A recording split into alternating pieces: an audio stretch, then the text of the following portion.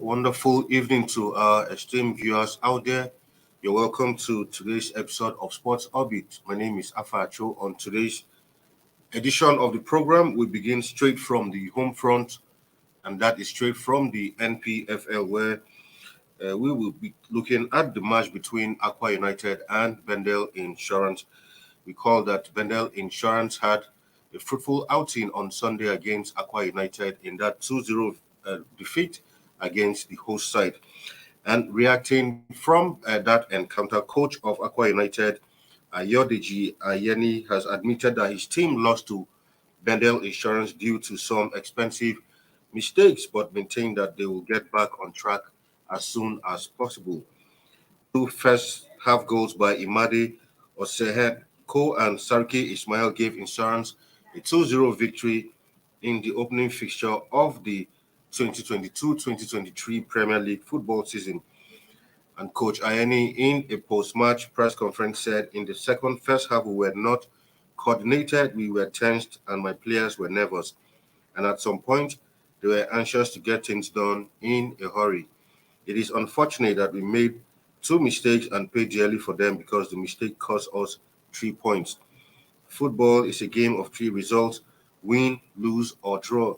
Today we lost, and as a coach, it is a painful defeat for me, especially being our first home game of the season. We went into the game with lots of hope and there were lots of expectations, but it ended in favor of the visitors. Losing today is not the end. The most important thing is how we will respond, and I believe we will bounce back in a bigger way." Speaking further, he said, "Our second half performance was very impressive. We controlled the game and created lots of chances, but we couldn't score. Insurance was solid at the back. The goalkeeper made some excellent saves and we were unable to break them at the back. In my opinion, it's a game we should have won, but the only thing we didn't do right was to get the ball into the back of the net, and you can't win if you don't score goals." Ayeni further added that his confidence in his squad remains intact. He said, "I still have confidence in my players and haven't seen this game. We have to go back and work on all noticeable mistakes and ensure we correct them and hope to come back stronger in our next game." Akwa United will engage National United. That will be match day 2 of the NPFL on Saturday. That is January 14th in match day 2 of the encounter in Jos Plateau State. Akwa United will be hoping to get all 3 points if they must get their campaign back on track after that 2-0 home defeat to newcomers Bendel Insurance. Now to some other stories where for the Women's FIFA World Cup Australia and New Zealand 2023, the football governing body has actually released names of match officials for the Women's World Cup. The FIFA Referees Committee have announced names of match officials selected for the World Cup, which will be hosted by Australia and New Zealand later in the year. So far, a total of 33 referees, 55 assistant referees, and 19 video match officials will form FIFA Team 1 and have been chosen in close cooperation with the 6 confederations based on the officials' quality and the performance delivered at FIFA tournaments, as well as other international and domestic competitions in recent years. For the first time in the history of the FIFA Women's World Cup, 6 female VMOs have also been selected. A statement released by Chairman of the FIFA Referees Committee, Pelugi Colina, read, "As always, the criteria we have used is quality first, and the selected on-field match officials represent the level of refereeing worldwide. We all remember the very successful FIFA World Cup 2019 in France. The high standard of refereeing contributed significantly to that success. The aim for the FIFA Women's World Cup Australia and New Zealand is to repeat that success and to convince again with excellent referees' performance." So names have been released for match officials for the Women's World Cup hosted by Australia and New Zealand. And in January and February, selected match officials will participate in the preparatory seminars in Doha and Montevideo, reviewing and analyzing video clips of real match situations, and taking part in practical training sessions with players, which will be filmed to enable participants to receive instant feedback from instructors. The VR system was implemented with resounding success at the FIFA Women's World Cup France 2019. 4 years later, a team of 19 video match officials will operate in Australia, New Zealand, including for the first time ever six female VMOs. So, for the first time in the history of the Women's World Cup, six video match officials will be on hand to assist the VAR referees to officiate games while matches go on. Codina also added that critical time is being lost due to the pandemic in preparation for the Women's World Cup. He said we developed some new programs to accelerate referee development, such as very effective tracking and support program, where each referee candidate was assigned a FIFA coach who provided feedback on their matches each month. He said this program will continue to be critical in the final phase of preparation for the FIFA Women's World Cup. So that's that for that. FIFA has appointed match officials for Australia and New Zealand. That Women's World Cup comes up later in the year, like we said. And of course, the Super Falcons of Nigeria will be one of the teams who will be representing Africa at that tournament. Also, Morocco will also be taking part in that tournament, as well as South Africa, who also made it to who are actually emerged champions of that of the African Women Championships. All countries will be representing Africa at the FIFA Women's World Cup in New Zealand and Australia later in the year. Now, a bit of some tennis where talking about the WTT Contender Championship in Durban 2023, where African champions Quadri Arena and Dina Meshrev of Egypt will lead the African contingent to the first WTT series of the event. This will be the first time a WTT series event will be staged in South Africa, and the cast of the continent will have Aruna and Meshrev in their fold, including home stars like Theo Kokil and Danisha Patel. Aruna, who recently moved to Russia from Germany to continue his professional career, is number 4 seed in the men's singles, ranked 14 in the world, while Meshrev is also the number 4 seed in the women's singles and ranked 28 in the world. The Nigerian is the highest ranked African in the world, and he will lock horns against some of the world's best, including Brazil's Hugo Calderano, who heads to Durban as the highest ranked player in action. The world number 7 picked up a contender win in Tunisia last year. He sold WTT series in 2022. He will be eager to make a quick start to title winning ways with the new series underway. Also close behind Calderano in the entry list is Germany's Dan Q, one of the biggest movers in 2022. He will look to repeat his WTT Contender Lima 2022 form, where he claimed his second ever singles title. Other notable names include reigning world youth champion Lin Shidong of China and 2022 breakout star Felix Lebrun of France. Meshrev will slug it out with Germany's Nina Mittelham, who heads the women's singles entry list. The world number 14 reached new heights in 2022, climbing from world number 33 to a career best of number 12 throughout the year. So that's that for tennis. So Aaron Okodri and Meshrev will be the African representatives at this year's WTT Classics. Now to a bit of some transfer news where Nigerian striker Peter Olayinka has signed a pre-contract agreement with Red Star Belgrade of Serbia. This contract will see him join them on the 1st of July 2023. Olayinka actually, Red Star rather made the announcement earlier today on their Twitter handle, while they stated that Olayinka, who currently plays for Czech side, has signed a 3-year contract with the option of an additional year. The post read, "We are delighted to announce that forward Peter Olayinka has signed a pre-contract agreement to join us on July 1 on a free transfer from Slavia Prague. The Nigerian goal scorer will sign a 3-year contract with the option of an additional year. Olayinka has scored 5 goals in 10 appearances for Slavia Prague in the Czech Republic Elite Division. Red Star currently top the 16-team Serbian top flight on 53 points and are 10 points ahead of Partizan Belgrade, their crosstown neighbors. They also lifted the European Cup, now known as the UEFA Champions League, in 1991 after defeating Olympique Marseille on penalties. So big congratulations to Peter Olayinka, the Super Eagles striker, for that move. Red Star Belgrade, a renowned team, former Champions League winners, actually won the title in 1991.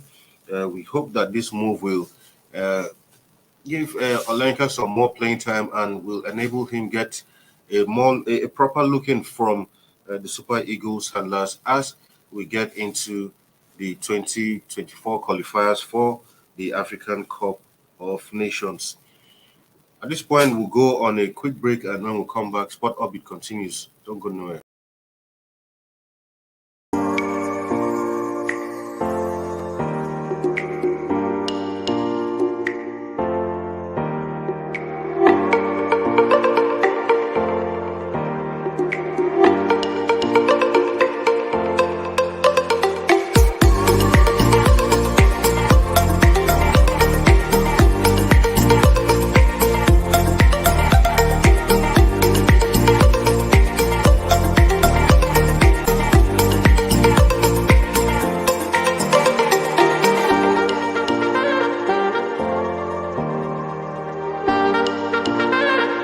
For sponsorship and advert placements, please contact 080-3688-6158. Last Word Leadership Podcast Studio. You have the last word.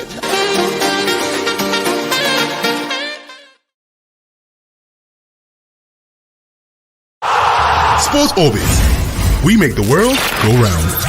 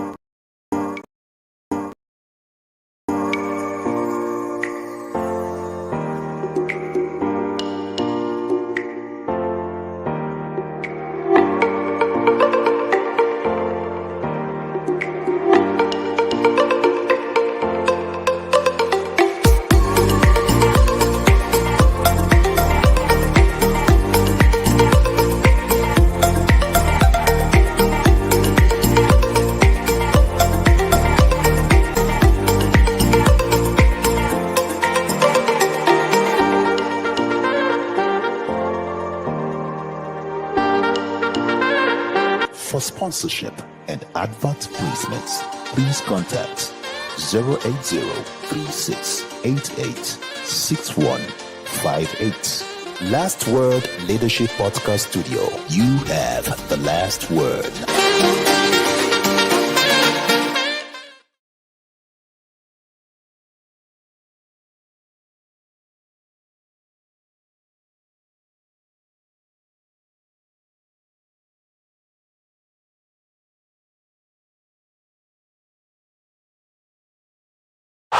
Sports Orbit. We make the world go round.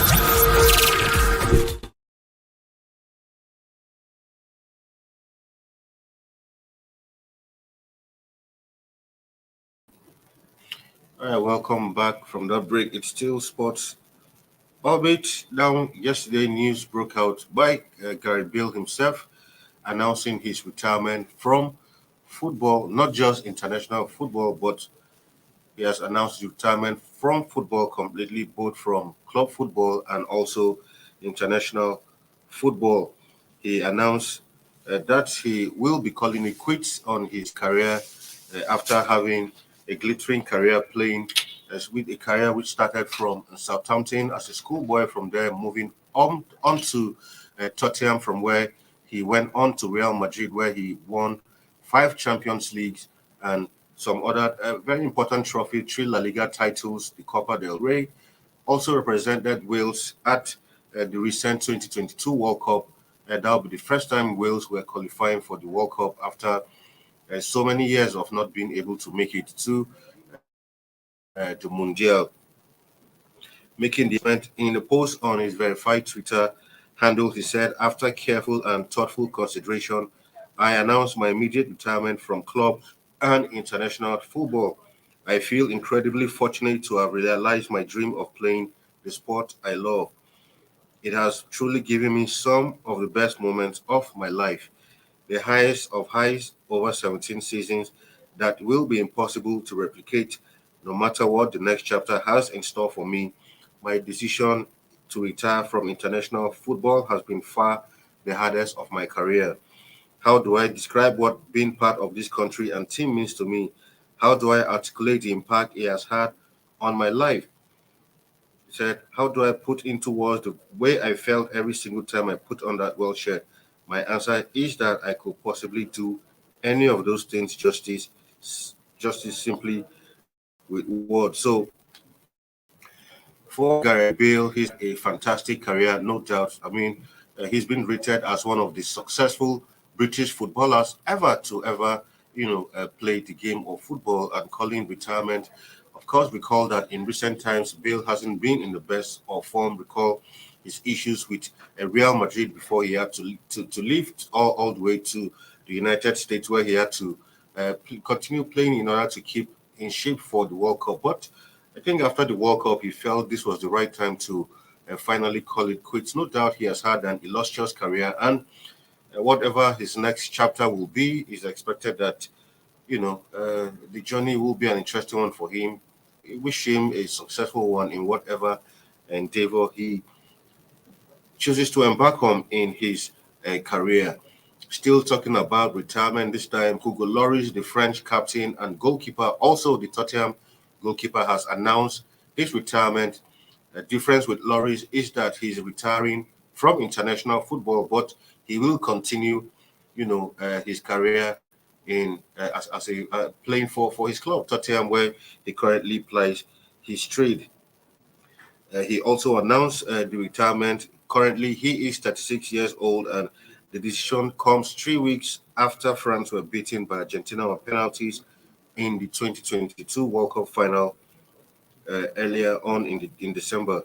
Lloris had captained his country to World Cup victory 4 years earlier when they won the tournament in 2018. He said, "I've decided to stop my international career with the feeling that I've given everything."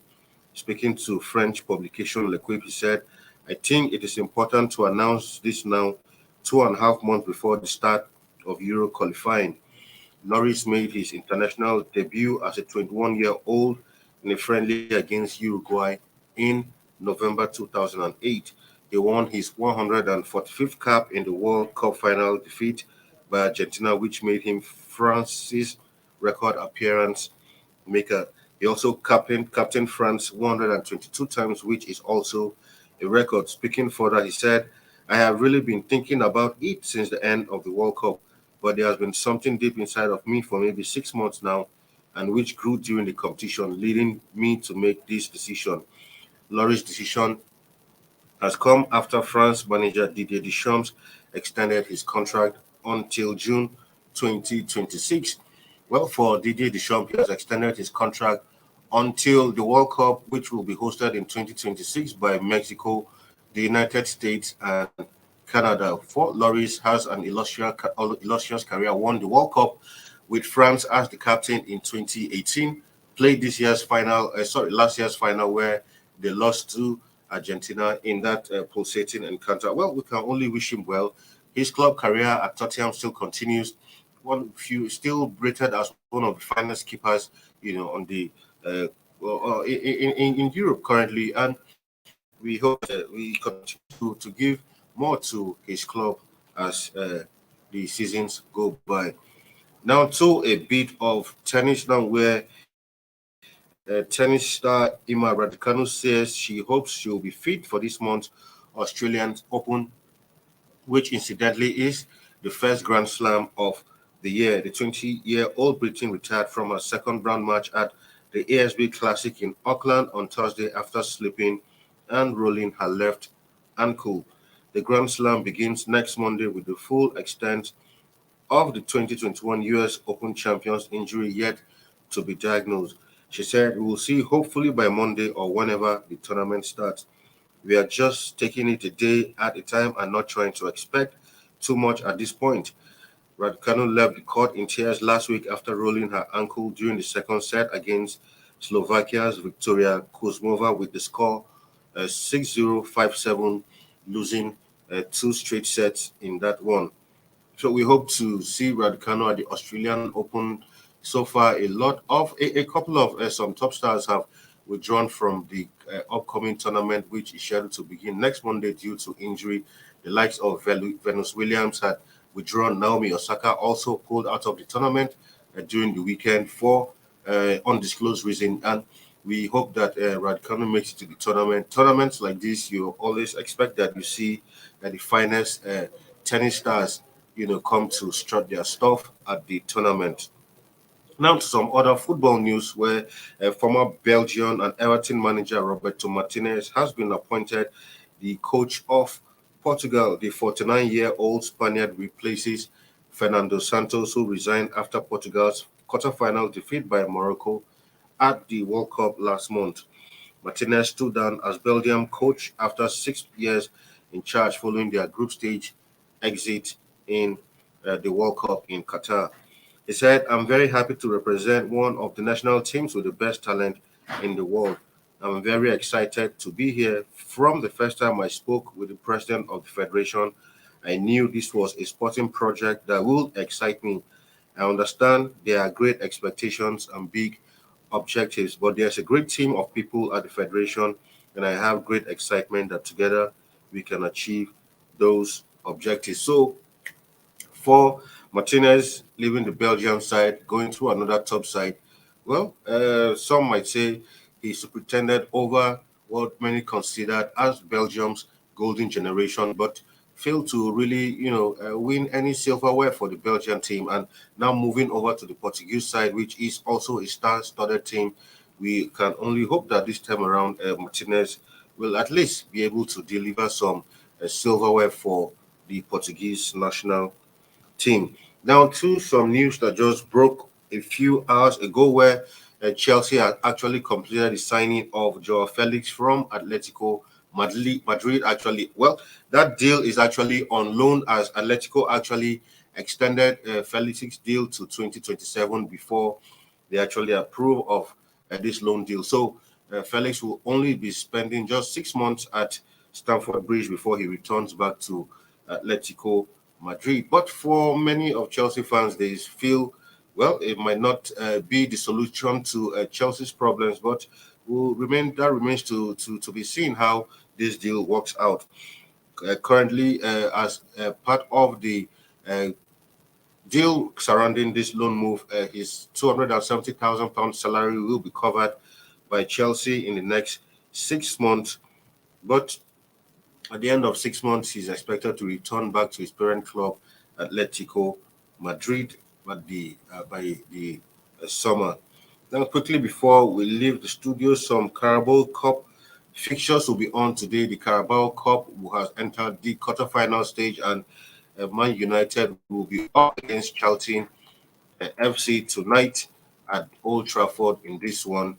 So if we have the fixtures of those Carabao Cup, but of course, interestingly, United will be up against Charlton Athletic in the Carabao Cup, and some other interesting matchups will also be coming up in the quarterfinal of the Carabao Cup. And you can be sure that we'll keep an eye on all of those matches. And tomorrow, hopefully, we'll give you a complete review of all the results of these matches as they run down. Match time is 8 p.m. Nigerian time, and we will be watching that one. So, viewers, with this, I call it a day on today's episode of Sports Orbit. Tomorrow, hopefully, we return with another exciting package of the program. Do stay safe out there to my viewers. Well, my partner Salifu has been unavoidably absent for the past few days, but I'm sure he will make his return as soon as possible. But until then, you can be sure that we'll keep giving you updates, latest news on every episode of this program. Until we come your way tomorrow with another exciting edition of the program, do stay safe out there. My name is Akwa Utd, and it's bye-bye for now. Thank you for watching. For sponsorship and advert placements, please contact 080-3688-6158. Last Word Leadership Podcast Studio. You have the last word.